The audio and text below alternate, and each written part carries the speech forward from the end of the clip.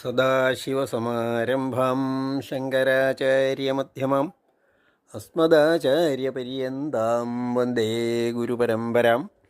എല്ലാവർക്കും വിനീതമായ നമസ്കാരം. നാരായണീയത്തിലെ 77-ാം ദശകം പഠിക്കാം. ഈ ദശകത്തിൽ മധുരാവരിയിൽ സൈരന്ധ്രി കുറിക്കൂട്ട് ഒക്കെ വിറ്റുകൊണ്ടിരുന്ന സൈരന്ധ്രിയെ ശ്രീകൃഷ്ണൻ മധുരാവരിയിൽ എത്തിയ ദിവസം തന്നെ ആ സൈരന്ധ്രിയുടെ കൂവിന് ഒക്കെ നിവർത്ത് കൊടുത്തു. സൈരന്ധ്രി പറഞ്ഞു ശ്രീകൃഷ്ണൻ സൈരന്ധ്രിയുടെ ചെല്ലണം എന്ന് പറഞ്ഞ് അങ്ങനെ കംസോധമൊക്കെ കഴിഞ്ഞിട്ട് ഇവിടെ ഒരു ദിവസം സൈരന്ധ്രിയുടെ വീട്ടിലെത്തുകയും ആ സൈരന്ധ്രിക്ക് ഉപശ്ലോകൻ എന്ന ഒരു കുട്ടിയുണ്ടായി. കുറച്ച് നാൾ സൈരന്ധ്രിയോടൊപ്പം കഴിഞ്ഞു എന്നാണ് ആ കഥയും. ജരാസന്ധനുമായിട്ടുള്ള യുദ്ധവും ആണ് ഈ ദശകത്തിൽ പ്രധാനമായിട്ട് വർണ്ണിക്കുന്നത്. പദ്യം വായിച്ചിട്ട് അർത്ഥം പറയാം. സൈരന്ധ്ര്യാസ്തദനുചിരം സ്മരാതുരായ യാതോ ഭൂഃ സലളിതമുദ്ധവേന സാർത്ഥം ആവാസം ത്വദുപഗമോത്സവം സദൈവ ധ്യായന്ത്യാഃ പ്രതിദിനവാസസജ്ജികായാഃ. സൈരന്ധ്രി കുറിക്കൂട്ടൊക്കെ കംസന് വേണ്ടിയൊക്കെ തയ്യാറാക്കി കൊണ്ടു കൊടുക്കുന്ന, പക്ഷേ ഒരു കൂനുണ്ടായിരുന്നു. അതിസുന്ദരിയാണ്, പക്ഷേ കൂൻ നിവർത്ത് കൊടുത്തു ആദ്യത്തെ ദിവസം തന്നെ ശ്രീകൃഷ്ണൻ കണ്ടപ്പോൾ. ആ സൈരന്ധ്രിയുടെ തദനു അനന്തരം ചിരം വളരെ കാലമായിട്ട് സ്മരാതുരായാഹ ആ കാമപീഡിത ആയിരിക്കുന്ന സൈരന്ധ്രിയുടെ നേരത്തെ ഭഗവാനോട് എത്തുമെന്ന് പറഞ്ഞതുകൊണ്ട് സൈരന്ധ്രി എന്നും പ്രതീക്ഷിച്ചിരിക്കുകയാണ് എന്നാണ് വരുന്നതെന്ന്. സൈരന്ധ്രിയുടെ വാസസ്ഥാനത്തേക്ക് യാതഃ അഭൂഹു പോയവനായി ഭവിച്ചു. ഭഗവാൻ പോയി.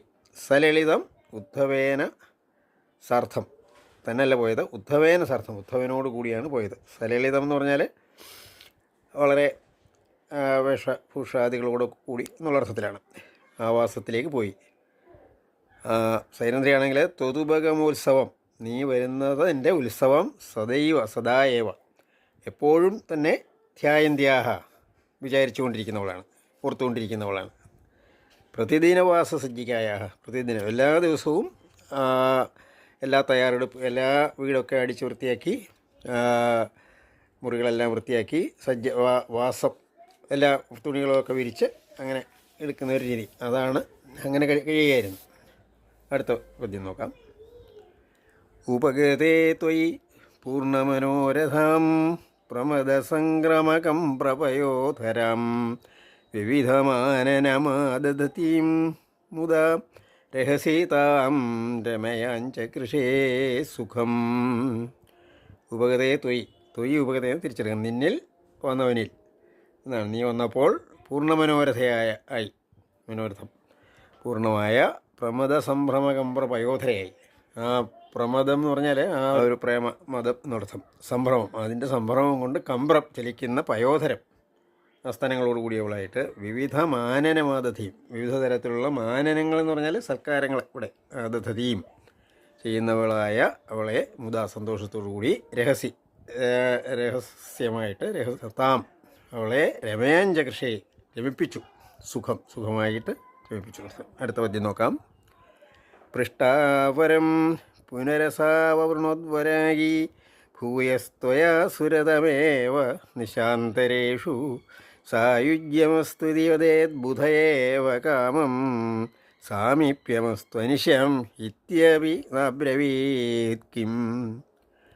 പൃഷ്ടാവരം, വരം പൃഷ്ട എന്ന് പറഞ്ഞാൽ ചോദിക്കപ്പെട്ടവൾ, വരം ചോദിച്ചുകൊള്ളാൻ പറഞ്ഞു. ശ്രീകൃഷ്ണൻ പറഞ്ഞു ഭഗവതിക്ക് എന്താണ് ആഗ്രഹം അത് പറഞ്ഞവളുക എന്ന് പറഞ്ഞപ്പോൾ പിന്നീട് അസൗ എന്നുള്ളതിന് അത് ശബ്ദത്തിൻ്റെ സ്ത്രീലിംഗവും അസവുമാണ്, പുല്ലിംഗവും അസവ് എന്നുണ്ട്. ഇവൻ രണ്ട് അസവ് എന്നുള്ള വാക്ക്. അവൃണോദം എന്ന് പറഞ്ഞാൽ വരിച്ചു, വരമായിട്ട് ചോദിച്ചു. വരാഗി എന്ന് പറഞ്ഞാൽ ഭാഗ്യമില്ലാത്തവൾ എന്നുള്ളൊരർത്ഥമാണ് ഇവിടെ. കാരണം വരം ചോദിച്ചത് ആ രീതിയിലായിരുന്നു. ഭഗവാനോട് വരം ചോദിക്കുന്നത് മോക്ഷം ചോദിക്കാമല്ലോ, അല്ലെങ്കിൽ എപ്പോഴും സാമീപ്യം ചോദിക്കാമല്ലോ. ഇതൊന്നും ചോദിച്ചില്ല, അതുകൊണ്ടാണ് ഭാഗ്യമില്ലാത്തവൾ എന്നുള്ള അർത്ഥം ഇവിടെ ഭട്ടതിരി പറഞ്ഞത്. ഭൂയ ത്വയാ സുരതം. ഭൂയ എന്ന് പറഞ്ഞാൽ വീണ്ടും, ത്വയാ അങ്ങയോടുകൂടി നിന്നോടുകൂടിയുള്ള സുരതം രമിക്കുക എന്നുള്ളതിൻ്റെ ഏവ നിശാന്തരേഷു വരുന്ന രാത്രികളിലൊക്കെ അങ്ങയോട് ഒപ്പമുള്ള സുരതമാണ് വരിച്ചത്. സായുജ്യമസ്തു ഇതി, സായുജ്യം ഉണ്ടാകട്ടെ, അസ്തു ഇതി എന്ന് പ്രകാരം വദേത് പറയും.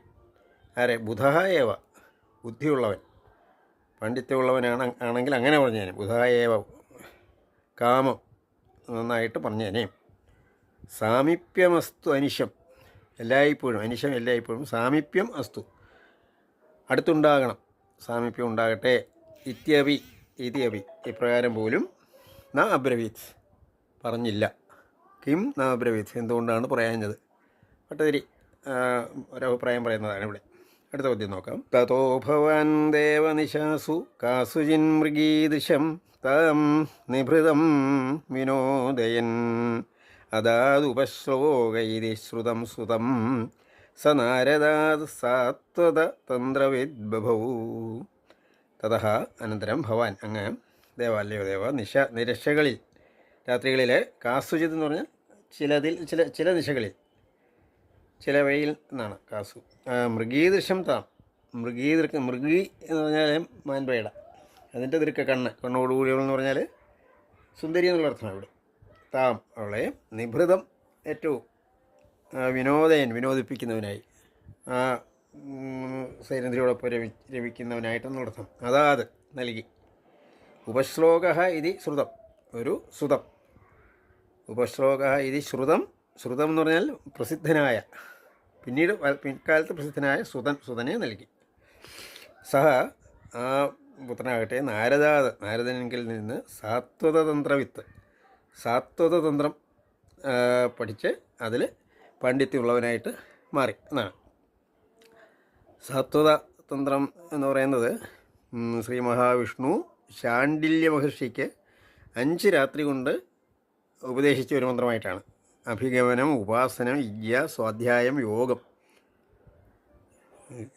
എന്നീ 5 വിഷയങ്ങളാണ്. ഈ 5 രാത്രി കൊണ്ട് ഇത് ഉപദേശിച്ചത് കൊണ്ട് ഇതിന് പാഞ്ചരാത്രം എന്ന ഈ ഉപദേശത്തിന് പേരുണ്ട്. ആ വിദ്യകൾ പഠിച്ച് ഒരു വലിയ പണ്ഡിതനായിട്ട് മാറിയെന്നാണ് പറയുന്നത്. ബഭൂ എന്ന് പറഞ്ഞാൽ അങ്ങനെ ആയിത്തീർന്നു. അടുത്ത പദ്യം നോക്കാം. അക്രൂരമന്ദിരമിതോധ ബലോദ്ഭവഭ്യാം അഭ്യർച്ചിതോ ബഹുനുതോ മുദിതേന തേന ഏനം വിസൃജ്യ വിപിനാഗത പാണ്ഡവേയവൃത്തം വിവേദിത തഥാ ധൃതരാഷ്ട്രചേഷ്ടം. അക്രൂരമന്ദിരം ഇതഃ എന്ന് പറഞ്ഞാൽ പ്രാപ്ത. അക്രൂരമന്ദിരത്തിലെ പോയി. അക്രൂര മധുരയിലാണ് താമസിക്കുന്നത്. അക്രൂരനെ യാദവരുടെ ഒരു നേതാവാണ്, കംസൻ്റെ അടുത്ത ആളാണെന്നാണ്. പക്ഷേ കംസൻ്റെ ദുശ്ചേഷ്ടതകളെയൊന്നും മാനസികമായിട്ട് അടുപ്പമുള്ള ആളല്ല. പക്ഷേ ശ്രീകൃഷ്ണനോടൊക്കെ ശ്രീകൃഷ്ണനെ വിളിച്ചുകൊണ്ട് വന്നത് അക്രൂരനൊക്കെ ആണല്ലോ. അക്രൂരൻ്റെ ഭവനത്തിലേക്ക് ഉദ്ധവരോടും ബലരാമനോടും ഒപ്പം അവിടെ ചെന്നു. അപ്പം കംസനെ ഭയപ്പെടാതെ പോകാമല്ലോ. ഭയം ഉണ്ടായിട്ടില്ല, അക്രൂരനും ഭയമില്ലാതെ സൽക്കരിക്കാം. അതാണ് അക്രൂര മന്ദിര ഇതഃ എന്ന് പ്രാപ്ത. അഥ അനന്തരം ബലോദ്ഭവാഭ്യാം, ബലൻ എന്ന് പറഞ്ഞാൽ ബലരാമൻ, ഉദ്ധവൻ ഇവരോടൊപ്പം, അതാണ് തേനതാഭ്യാം എന്നുള്ളത് തൃതീയ ദ്യോജനമാണ്. അഭ്യർച്ചിത അർച്ചിക്കപ്പെട്ടവൻ, പൂജിക്കപ്പെട്ടവനായി. ബഹുനുത വളരെയധികം സ്തുതിക്കപ്പെട്ടവനായി. മുദിതേന സന്തുഷ്ടവനായ അവനാൽ, ആ അക്രൂരനാൽ പൂജിക്കപ്പെട്ടവനായിട്ട്. എന്നിട്ട് അക്രൂരനെ വിട്ടു. പാണ്ഡവരുടെ സ്ഥിതി അറിയണം. പാണ്ഡവരെന്ന് പറയുന്നത് അവരെ ഈ വസുദേവരുടെ, കൃഷ്ണൻ്റെ അച്ഛൻ്റെ സഹോദരിയാണ് കുന്തിദേവി. കുന്തിദേവിയുടെ പുത്രന്മാരാണല്ലോ. അപ്പം അച്ഛൻ്റെ ചിറ്റമ്മ എന്നൊക്കെ പറയാം, ചിറ്റമ്മയുടെ മക്കളാണ്. അവരുടെ കാര്യം അറിയാൻ വേണ്ടി ഏനം എന്ന് പറഞ്ഞാൽ ഇവനെ, ഈ അക്രൂരനെ വിട്ടിട്ട് അങ്ങോട്ട് അയച്ചു. ഒന്ന് പോയി അന്വേഷിച്ചിട്ട് വരണമെന്ന് പറഞ്ഞിട്ട് അക്രൂരനെ പോയിട്ട് വന്നിട്ട് പറഞ്ഞു, വിപിനത്തിൽ നിന്നും വന്ന പാണ്ഡവേയ വൃത്തം, പാണ്ഡവരുടെ വൃത്തം. പാണ്ഡവർ ജനിക്കുന്നത് വനത്തിൽ വെച്ചാണ്. പാണ്ഡവർ ജനിക്കുന്നത് പാണ്ഡു മരിച്ചതിന് ശേഷം കുന്തിദേവി മക്കളെയും കൊണ്ട് രാജധാനിയിൽ വരുമ്പോഴേ, ഇപ്പോൾ പാണ്ഡു വനത്തിൽ പോയപ്പോൾ ധൃതരാഷ്ട്രരാണ് രാജാവായത്. അപ്പോൾ തിരിച്ചെത്തിയപ്പോൾ ധൃതരാഷ്ട്ര ഇവരെ വളരെ നന്നായിട്ട് സ്വീകരിച്ചെങ്കിലും മനസ്സിൽ ഇവരോട് അത്ര വലിയ അടുപ്പമില്ലായിരുന്നു എന്നുള്ള നിലയിൽ ഉള്ള കാര്യമൊക്കെ അറിയാൻ വേണ്ടിയാണ്, എങ്ങനെയൊക്കെയുണ്ട് എന്നറിയാൻ വേണ്ടിയാണ് അയച്ചപ്പോൾ വിവരമെല്ലാം പറഞ്ഞു. ഇവർ തിരിച്ചൊക്കെ എത്തി, പക്ഷേ അവർക്കത്ര നല്ല സ്വീകരണമല്ല ഇവിടെ ലഭിക്കുന്നതെന്നൊക്കെ അറിഞ്ഞു. അതാണ് വൃത്തപാണ്ഡവന്മാരുടെ ചരിത്രത്തെ വിവേദിത അറിഞ്ഞു. തഥാ ധൃതരാഷ്ട്രചേഷ്ടാം, ധൃതരാഷ്ട്രരുടെ ചേഷ്ടയെയും അറിഞ്ഞു. ധൃതരാഷ്ട്രരെ പുറമേ വളരെ സൗഹൃദം പ്രകടിപ്പിക്കുന്നെങ്കിലും മകൻ ദുര്യോധനൻ നേരെ തിരിച്ചാണ്. ആ ദുര്യോധനൻ്റെ പ്രവൃത്തികളെ തടയാൻ ഒരുങ്ങുന്നില്ല എന്നുള്ളതാണ് അവിടെ പ്രശ്നമായത്. അടുത്ത പദ്യം വായിക്കാം. വിഘാതജാമാതു പരമസുഹൃദോ ഭോജനൃപതേർ ജരാസന്ധേരുന്ധത്യനവധീരുഷാന്ധേഥ മധുരാം രഥാദ്യൈരദ്യോർലബ്ധൈഃ കതിപയബലസ്ത്വം ബലയുതസ്ത്രയോ വിംശത്യക്ഷൗഹിണി തദുപനീതം സമഹൃതാ. വിഘാതാത് ജാമാതുഹു, ജാമാതാവിൻ്റെ മരണം.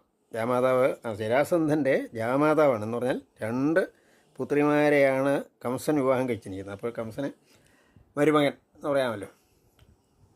ആ കംസൻ്റെ ജാമാതാവിൻ്റെ മരണത്താൽ വിഘാതം വധിക്കായിരുന്നല്ലോ. ജാമാതാവ് പരമസുഹൃത്തായിരുന്നു. പരമസുഹൃത ഭോജനൃപതേഹേ, ഭോജരാജാവായിരുന്ന കംസൻ്റെ നൃപതിയുടെ വിഘാതം.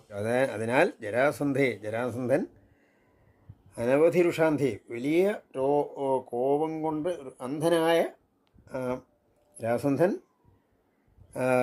രുന്ധതി, മധുരാം രുന്ധതി, മധുരയെ പ്രതിരോധിച്ചപ്പോൾ യുദ്ധത്തിന് വേണ്ടി നശിപ്പിക്കാൻ വന്നപ്പോൾ രഥാദ്യൈഹി ദ്യോർലബ്ധൈഹി, ദേവന്മാരിൽ നിന്നും രഥവും മറ്റും ശ്രീകൃഷ്ണന് കിട്ടി യുദ്ധം ചെയ്യാൻ. രഥാദ്യൈഹി, രഥം തുടങ്ങിയവകളാൽ. ഇന്നത്തെ കാലത്ത് നമ്മൾ വലിയ വലിയ യുദ്ധവിമാനം വാങ്ങുന്നത് പോലെ ഒരു രഥം കിട്ടി ദേവന്മാരുടെ കയ്യിൽ നിന്നും. വളരെ ചെറിയ സൈന്യമേ ഉള്ളൂ. കതിവയ ബലഹ, കതിവയം എന്ന് പറഞ്ഞാൽ ചെറിയ, കുറച്ച് മാത്രം ബലഹ സൈന്യം.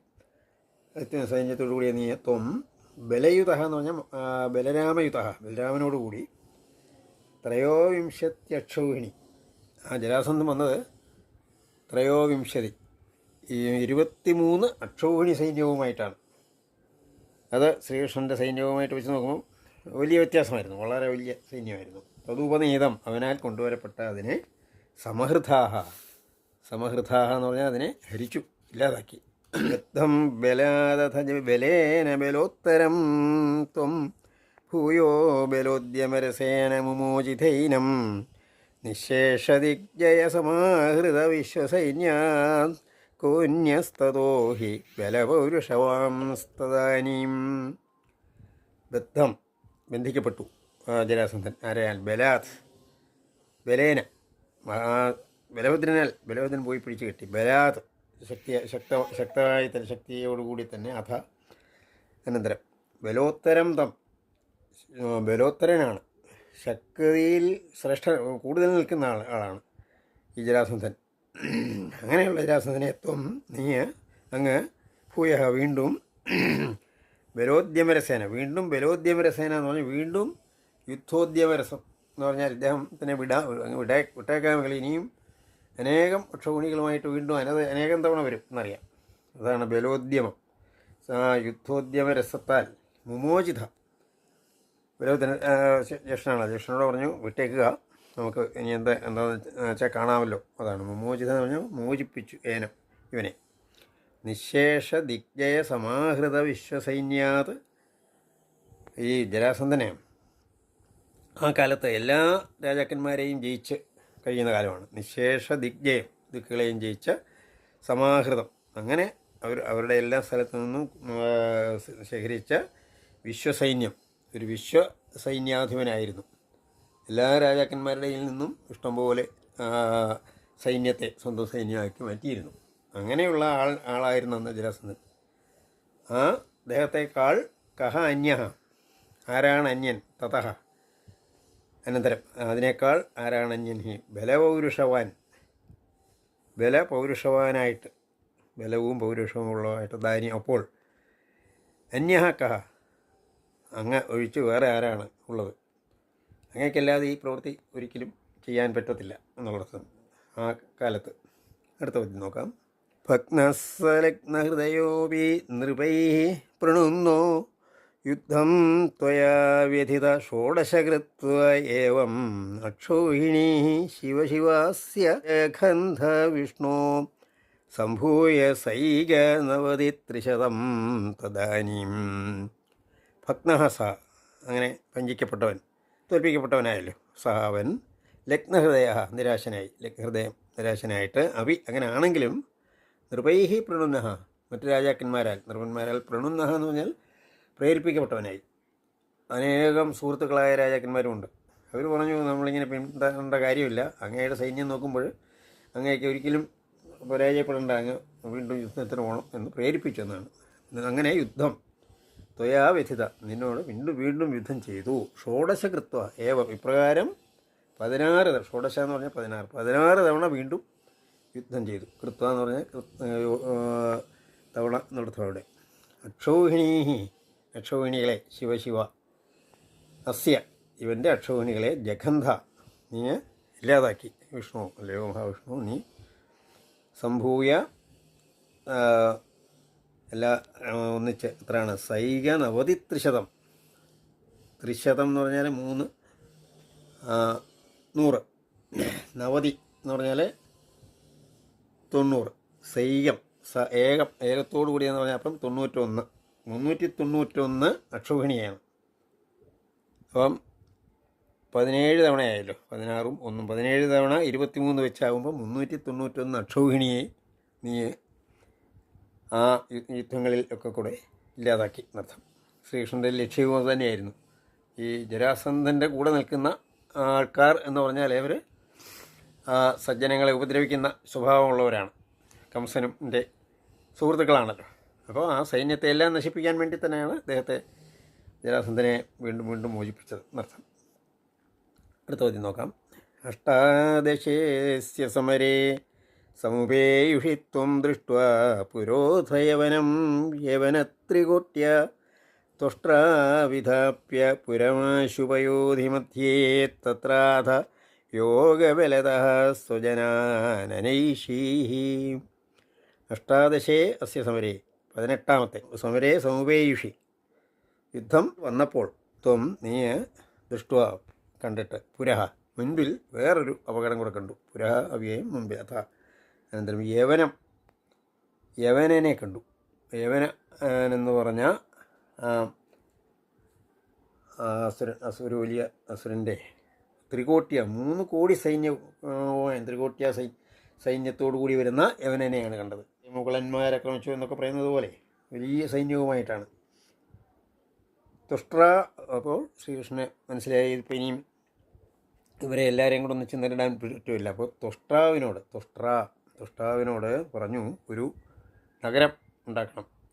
അതും സമുദ്രത്തിൽ, ദ്വാരക ഗുജറാത്തിൻ്റെ തീരത്തുനിന്ന് കുറച്ച് മാറിയുള്ള ഒരു ദ്വീപിലാണല്ലോ. സ്ഥാപ്യ ചെയ്യിച്ചിട്ട്, പുരം, ഒരു നഗരത്തെ പെട്ടെന്ന് ചെയ്യിപ്പിച്ചിട്ട്, പയോധി സമുദ്രമധ്യത്തിൽ ചെയ്യിച്ചിട്ട്, തത്ര അവിടെ, അഥ അനന്തരം യോഗബലത്താൽ സ്വജനാൻ അനേഷിഹി, സ്വജനങ്ങളെയെല്ലാം ആ യോഗ ശക്തി കൊണ്ട് അവിടേക്ക് നയിച്ചു. എല്ലാവരെയും ആ നഗരത്തിലേക്ക്, ആ പട്ടണത്തിലേക്ക്, ആ രാജ്യത്തേക്ക് തന്നെ ആക്കി എല്ലാവരെയും. അല്ലെങ്കിൽ ഈ ജരാസന്ധനും ഈ യവനനും കൂടെ ഒന്നിച്ച് ചേർന്ന് എല്ലാവരെയും ഇല്ലാതാക്കുമെന്നൊരു തോന്നൽ വന്നപ്പോഴത്തേക്ക് അങ്ങനെ മാറ്റി നിർത്താം.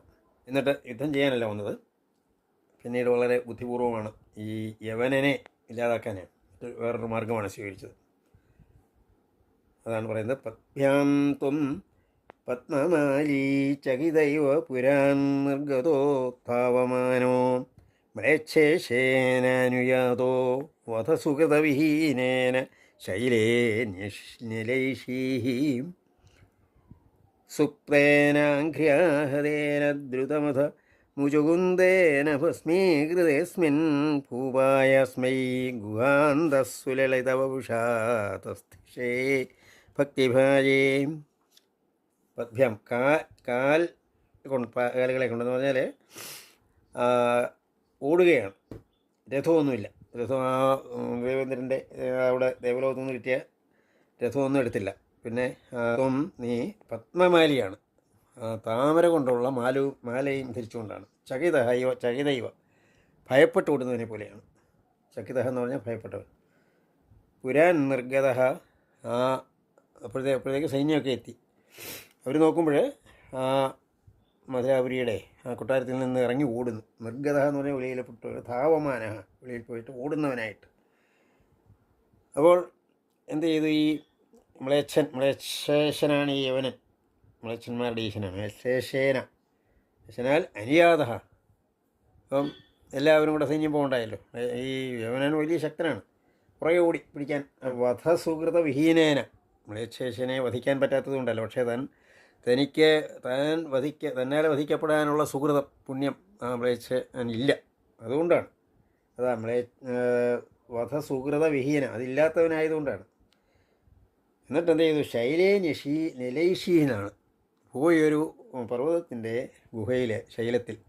നിലൈഷീ എന്ന് പറഞ്ഞാൽ ലയിച്ചു എന്ന് പറഞ്ഞാൽ ഒളിച്ചു നിന്നു. ഒരു ഗുഹയിലോട്ട് കയറി അതിൽ ലയിച്ചു, ഒളിച്ചു നിന്നു. പുറകെ ഓടിച്ചെന്നപ്പോൾ ആ യവനം കണ്ടു. ഗുഹയ്ക്കകത്ത് കയറിയപ്പോൾ തന്നെ പറ്റിക്കാനാണ്ട് ഇവിടെ കിടക്കുകയാണ്. വേറെ ആളാണ് എന്ന് ധരിച്ച് കിടക്കുക എന്ന് പറഞ്ഞാൽ യവനൻ ആ കിടക്കുന്ന ആളിനെ ഒരു ചവിട്ടി കിട്ടി. ഭഗവാൻ നിൽപ്പുണ്ട്. ആ കിടന്നത് മുചുകുന്ദൻ എന്ന് പറയുന്ന ഒരു വലിയ രാജാവായിരുന്നു. ആ രാജാവ് ഇന്ദ്രൻ്റെ വരം കിട്ടി.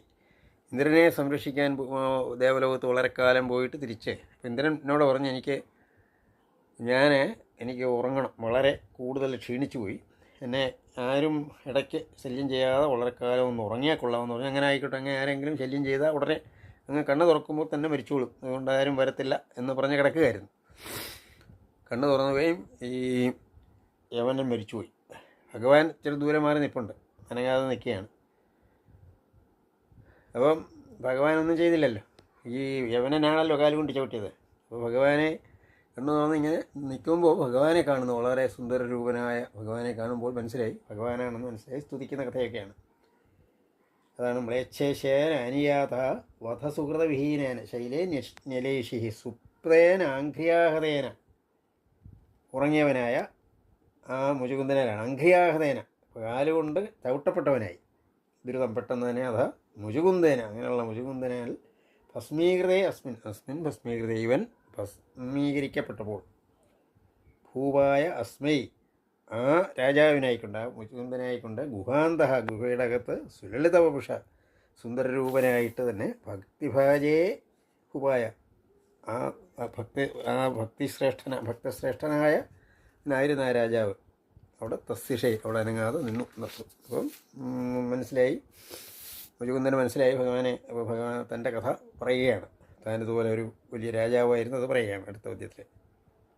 ഐക്ഷ്വാകോഹം വിരക്തോസ്മ്യഖില നൃപസുഖേ ത്വത്പ്രസാദൈകകാംക്ഷീഹ ദേവേതി സ്തുവന്തം വരവിദതിഷു തം നിസ്പൃഹം വീക്ഷ്യ ഹൃഷ്യൻ മുക്തേസ്തുല്യം ച ഭക്തിം ധുതസകലമലം മോക്ഷമപ്യാശു ദത്വാ കാര്യം ഹിംസാവിശുദ്ധ്യൈ തപൈതി ച തദാ പ്രാർത്ഥ ലോകപ്രതീത്यै. മുചുകുന്ദ കഥ പറയാണ്. ഐക്ഷ്വാകഹാഹം, ഇക്ഷ്വാകു വംശത്തിൽ, ശ്രീരാമൻ്റെ ഒക്കെ വംശമാണല്ലോ. അപ്പോൾ വളരെ മുമ്പാണ്, യുഗം തന്നെ വളരെ മാറിപ്പോയി. അന്ന് ഞാൻ അസ്മി, വിരക്തനായി, എല്ലാ ലൗകിക കാര്യങ്ങൾക്കൊക്കെ വിരക്തനായിട്ട് അസ്മി. അഖില നൃപസുഖേ വിരക്ത, അങ്ങനെയാണ്. ത്വത്പ്രസാദൈകകാംക്ഷി, എനിക്ക് ഭഗവാന്റെ പ്രസാദം മാത്രമാണ് ഒരാഗ്രഹമായിട്ട് പിന്നീടുള്ളത്. അത് ആഗ്രഹിച്ചുകൊണ്ട് ഹാ ദേവ, അല്ലയോ ദേവ, ഇതി സ്തുവന്തം, അങ്ങനെ അങ്ങയെ സ്തുതിക്കുന്നവനായ ആ മുചുകുന്ദനെ വരവിധതിഷു, വിധതി എന്ന് പറഞ്ഞാൽ കൂട്ടം. അപ്പം ഭഗവാൻ പറഞ്ഞു, അങ്ങേക്ക് എന്ത് ആഗ്രഹമുണ്ടെങ്കിലും ചോദിച്ചുകൊള്ളുക എന്ന് പറയുമ്പം പറഞ്ഞ്, എനിക്ക് ഒരാഗ്രഹവുമില്ല, എനിക്ക് അങ്ങയെ കണ്ടു, എനിക്കത് മതി, ഞാൻ അങ്ങയുടെ ഭക്തനായിട്ടിരിക്കണം എന്നാൽ മാത്രം മതി എന്ന് പറഞ്ഞു. അപ്പം നിസ്പൃഹം, ഒരാഗ്രഹവും ഇല്ലാത്തവനായിട്ട് കണ്ടിട്ട് ഹൃഷ്യൻ, സന്തോഷമായി ശ്രീകൃഷ്ണനും.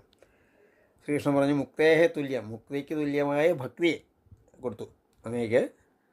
ഭക്തി മോക്ഷതുല്യമായ ഭക്തി അങ്ങേക്ക് എപ്പോഴും ഉണ്ടായിരിക്കും. പിന്നെ ധുത സകലമലയാം മോക്ഷം, പിന്നെ എല്ലാ മാലിന്യം ഇല്ലാതാക്കുന്ന മോക്ഷവും കിട്ടും അവസാനം. അപ്പോൾ ആശു ദത്വ പെട്ടെന്ന് നൽകിയിട്ട് പറഞ്ഞു, അങ്ങൊരു കാര്യം ചെയ്യുക, അന്ന് അങ്ങ് മുചുകുന്ദനെ വധിച്ചില്ലയോ, ഇപ്പോൾ തന്നെ പണ്ട് അസുരന്മാരെ വളരെ പേരെ വധിച്ച ദേവേന്ദ്രന് വേണ്ടി വധിച്ചല്ലോ, എന്തായാലും അങ്ങ് അതും ശുദ്ധി വരുത്താൻ വേണ്ടി തപസ് ചെയ്തോളൂ വീണ്ടും എന്ന് പറഞ്ഞു. അത് കാര്യം ഹിംസാവിശുദ്ധിയായി, ഹിംസയുടെ വിശുദ്ധിക്കായിക്കൊണ്ട് തപഃകാര്യം തപസ് അങ്ങ് ചെയ്തുകൊള്ളുക. ഇത് ഇപ്രകാരം തഥാ പ്രാർത്ഥ പറഞ്ഞു നടന്നു. ലോകപ്രതീതിയായി, ലോകത്തിനെ മനസ്സിലാക്കി കൊടുക്കുന്നതിന് വേണ്ടിയാണ് പറഞ്ഞത്. അടുത്ത പദ്യം നോക്കാം. തദനു മധുരാം ഗത്വാ ഹത്വാ ചമൂം യവനാഹൃതാം മഗധപതിനാ മാർഗേ സൈന്യൈ പുരേവ നിവാരിതഃ ചരമവിജയം ദർപ്പായസ്മൈ പ്രദായ പലായിതോ ജലധീനഗരീം യാതോ വാതാലയേശ്വര പാഹി മാം. തദനു പിന്നീട് മധുരാം ഗത്വ, മധുരയിൽ തിരിച്ച് നഗരത്തിലെത്തിയിട്ട് ആ യവനൻ്റെ സൈന്യം അവിടെ നിൽക്കുന്നതേ ഉള്ളൂ, എങ്ങോട്ട് പോയെന്നൊന്നും പറഞ്ഞില്ലല്ലോ. യവനിൽ സൈന്യാധിപനില്ലെങ്കിൽ സൈന്യം പിന്നെ ശക്തിയില്ല, അതിനെ മുഴുവൻ ഇല്ലാതാക്കി. യവനാഹൃതം ചമു എന്ന് പറഞ്ഞ സൈന്യത്തെ മുഴുവൻ ഹത്വഹിനിച്ചിട്ട് മഗധപതിന. എന്നിട്ട് നോക്കുമ്പോൾ ജരാസന്ധൻ വരുന്നു. മഗധരാജ്യാധിപനാണ് ജരാസന്ധൻ. അയാൾ മാർഗത്തിൽ സൈന്യങ്ങളാൽ പുരേവ നിവാരിത, പട്ടത്തെ പോലെ 18ാമത് വരികയാണ്, തടയപ്പെട്ടു. പക്ഷേ ഇത്തവണ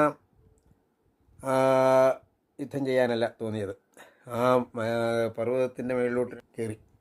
വേറെ സൈന്യങ്ങളെല്ലാം അവിടെ ആരുമില്ല, അവിടെ എല്ലാവരെയും ദ്വാരകയിലാക്കി. എന്നിട്ട് ഓടിക്കയറി പർവ്വതത്തിൽ നിന്നും ദ്വാരകയിലേക്ക് ചാടി പോയി എന്നാണ്. പക്ഷേ ഇവരറിഞ്ഞില്ല, അവരെ ധരിച്ചത് ഓടാൻ രക്ഷപ്പെട്ടു പോയതാണ് എന്ന് ധരിച്ചുള്ളൂ. ജരാസന്ധനും എല്ലാ പർവ്വതത്തിന് ചുറ്റും തീയിട്ടിട്ട് തിരിച്ചു പോന്നു എന്നാണ് കഥ. അതാണ് ചരമവിജയം. ഈ 18ാമത്തെ ദിവസം അവസാനത്തെ യുദ്ധത്തിലെ വിജയം ജരാസന്ധന് ആയിക്കോട്ടെ, സന്തോഷിച്ചോട്ടെ, ദർപ്പം ഉണ്ടായിക്കോട്ടെ എന്ന് അസ്മൈ പ്രദായ ഇവന് തന്നെ നൽകിയിട്ട് പലായുധ ഓടുന്നവനായിട്ട് ജലധി നഗരിയും, ആ സമുദ്രോദ്യത്തിലുള്ള ആ പുരിയിൽ, ആ നഗരത്തിൽ യാതഹ പോയവനായി. അങ്ങനെയുള്ള വാതാലേശ ഗുരുവായൂരപ്പ, അങ്ങ് എന്നെ പാഹി, രക്ഷിക്കണേ. ഓം നമോ ഭഗവതേ വാസുദേവായ. എല്ലാവർക്കും വിനീതമായ നമസ്കാരം.